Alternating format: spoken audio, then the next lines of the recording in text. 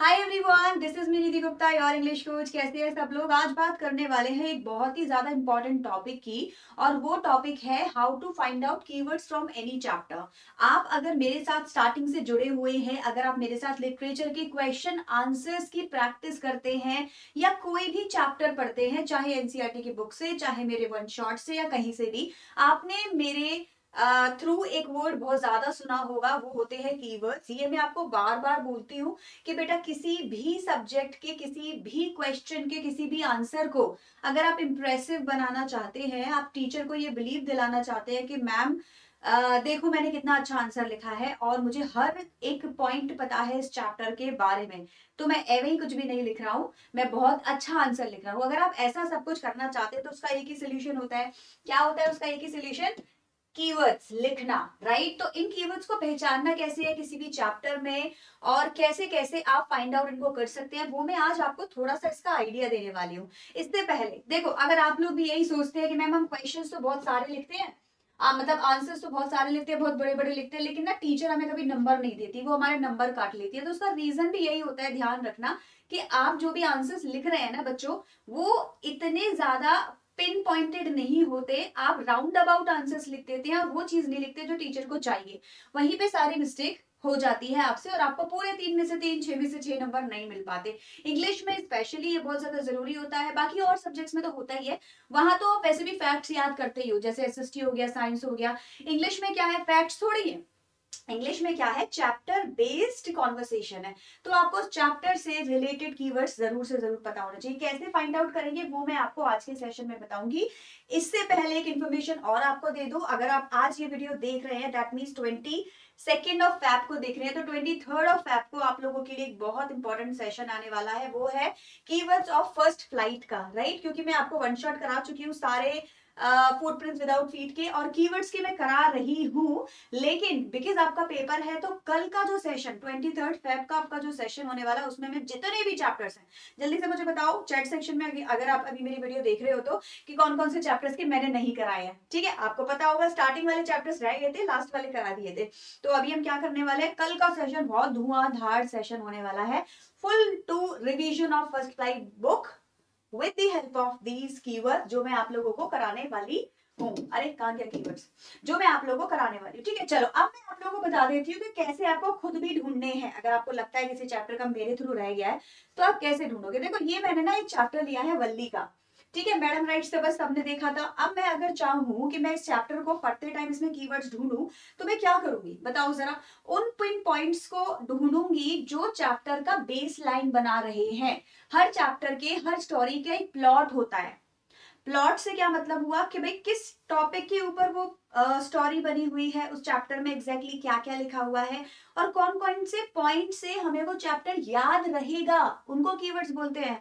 कौन कौन से पॉइंट से हमको वो चैप्टर याद रहेगा। मान लो किसी भी चैप्टर में किसी पर्टिकुलर लॉ के किसी पर्टिकुलर प्रिंसिपल के 5 लॉज लिखे हुए हैं, तो आप उसको क्या कहोगे, वो उसके कीवर्ड्स हो गए। भाई इस प्रिंसिपल में लॉ 1 2 3 4 5, राइट। ऐसे करके मैंने ये 5 याद कर लिए, तो ये मेरे चैप्टर का बेस बन गया, आधार बन गया। इसी तरीके से लिटरेचर के चैप्टर में क्या होगा, भाई एक स्टोरी कहाँ से शुरू हुई और कहाँ खत्म हुई, बीच बीच में उसने क्या क्या किया। जैसे ये वल्ली का चैप्टर अगर मैं लेती हूँ तो इसमें हर पॉइंट मैंने यहाँ पे देखो आप लोग के लिए लिखा हुआ है।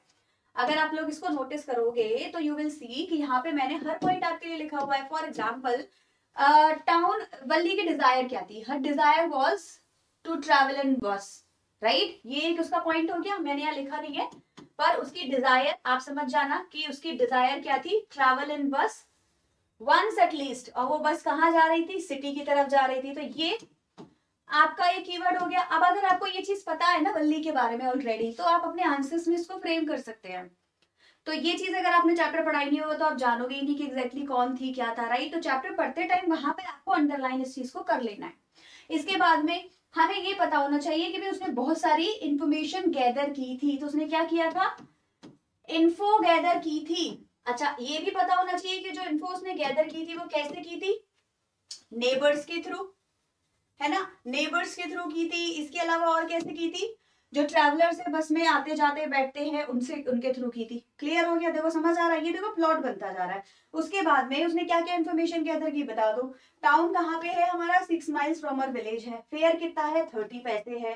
राइट, एक तरफ से 30 दूसरी तरफ से 60, मतलब 30 टोटल हो गया 60। अब उन्होंने बताया कि ये एक फॉर्च्यून था वल्ली के लिए, मतलब वल्ली के लिए 60 पैसे बहुत बड़ी बात थी। देखो मैं यहाँ पे क्या कर रही हूँ, जो जो चीजें अंडरलाइन कर रही हूँ वो आपकी क्या हो गई, ये सारी आपकी कीवर्ड्स हो गई। वन वे का जो जर्नी है टाउन का 45 मिनट्स लेता है, 45 इधर से 45 इधर से 90। तो उसने डिसाइड किया कि वो क्या करेगी, 1 PM की बस लेगी। वो कहाँ पहुंचेगी? 145 पे पहुंचेगी। लौट के कब तक आ जाएगी? 245 तक आ जाएगी। कब जाएगी? जब उसकी मदर सो रही होगी। तो ये सारे पॉइंट्स एक प्लॉट बना रहे हैं स्टोरी का, और उसी के थ्रू हम लोग क्या कर रहे हैं, इन कीवर्ड्स को लर्न कर ले रहे हैं। इसके थ्रू क्या होगा, इन्हीं कीवर्ड्स को जब हम आंसर में लिखेंगे तो हमें हेल्पफुल होगा, हमारी टीचर समझेगी कि हमने पूरा चैप्टर पढ़ा है। तो ये चीट कोड है आपके लिए कि आप चाहें तो मेरे वन शॉट्स देख लीजिए। वन शॉट्स में मैंने कीवर्ड्स आपको बता रखे हैं, इन्हीं के थ्रू आप आंसर्स को लिख सकते हैं। स्टोरी आपको डेफिनेटली उससे पहले पता होनी चाहिए, तो स्टोरी भी मैंने वन शॉट्स में बता रखी है। ठीक, 2 आपको प्लेलिस्ट मिलेंगी। एक फुटप्रिंट्स विदाउट फीट की, फर्स्ट फ्लाइट की, उसमें सारे चैप्टर्स ने कवर हो जाएंगे। फर्स्ट फ्लाइट के जो जो चैप्टर्स कवर नहीं हुए हैं वो मैं कल, दैट मीन्स 23 को 3 बजे आप लोगों के पास में लेकर आ रही हूँ।